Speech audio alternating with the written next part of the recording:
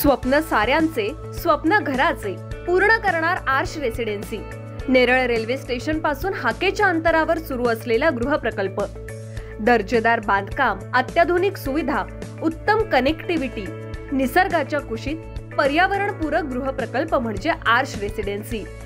आपले स्वप्न साकारण्यासाठी आजच घर बुक करा आर्श रेसिडेन्सी नेरळ मध्ये।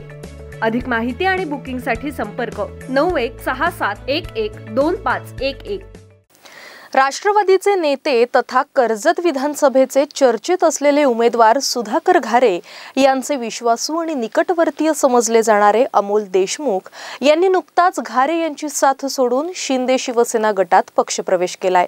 त्यामुळे सुधाकर घारे यांना हा मोठा धक्का मानला जातोय।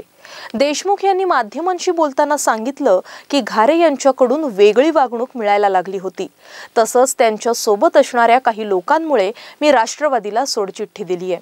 अमोल देशमुख हे गेले 20 वर्ष राष्ट्रवादीचं काम करत होते। दरम्यान राष्ट्रवादी फुटल्यानं देशमुख हे अजित पवार गटात म्हणजेच सुधाकर घारे यांच्या सोबत गेले। घारे यांचे अतिशय विश्वासू, निकटवर्तीय आणि खंदा कार्यकर्ता म्हणून अमोल देशमुख यांची ओळख राहिली आहे। खांडस या महत्त्वाच्या जिल्हा परिषद विभागात देशमुख यांची बऱ्यापैकी ताकद असून वर्चस्व राहिले। त्यामुळे या विभागात राष्ट्रवादीची ताकद अधिक घट्ट करण्यासाठी निवडणुकीची राजकीय गणित जुळवण्यासाठी सुधाकर घारे हे देशमुख यांच्या नेहमीच संपर्कात राहिल्याची चर्चा आहे। खांडस हा दुर्गम भाग असला तरी याच विभागात खऱ्या अर्थानं विधानसभेची विजयाची गणितं ठरत असल्याची चित्र आजवर स्पष्ट झालेली आहेत। त्यामुळे या परिसरात प्रत्येक पुढाऱ्यानं आपलं वर्चस्व प्रस्थापित करण्यासाठी शर्थीचे प्रयत्न केलेत। दरम्यान सुधाकर घारे यांची साथ सोडत अमोल देशमुख यांनी नुकताच आपल्या असंख्य कार्यकर्त्यांसोबत शिवसेना शिंदे गटात पक्षप्रवेश करत आमदार महेंद्र थोरवे यांची साथ पकडली।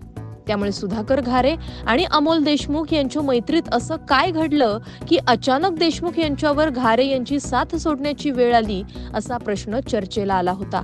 यावेळी अमोल देशमुख यांनी प्रसार माध्यमांसमोर बोलताना सुधाकर घारे यांना थेट देवाची उपमा जरी दिली असली तरी घारे यांच्या मागे फिरणाऱ्या काही कार्यकर्त्यांची नावं न घेता त्यांना बडव्यांची उपमा देत आपण शिवसेनेत आल्याचं म्हटलं।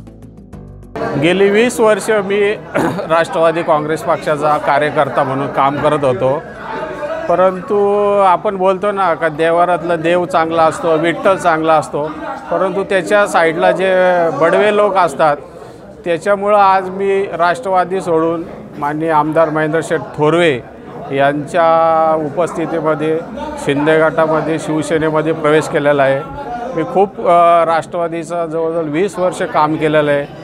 म्हणजे आमचे आदरणीय सुरेश भाऊ लाडांपासून तर आता कालांतराने लाडांकडनं आम्ही मान्य सुधाकर घारे यांच्याकडे गेलो होतो, परंतु घारे साहेबांनी थोडीशी वेगळ्या पद्धतीत मला वागणूक दिल्यामुळे मी आज शिवसेनेमध्ये जाहीर प्रवेश करायचा ठरवलं आहे आणि तो केलेला आहे। एकूणच सुधाकर घारे हे येणाऱ्या 2024 कर्जत विधानसभेचे उमेदवार आहेत। आमदार महेंद्र थोरवे यांचे प्रतिस्पर्धी म्हणून घारेंचं नाव आघाडीवर घेतलं जातं, परंतु मागील काही दिवसात राष्ट्रवादीला मतदारसंघात मोठे धक्के बसल्याचं चित्र असताना देशमुख यांच्या शिंदे शिवसेना गटात जाण्यानं त्यात अधिकच भर पडलीय।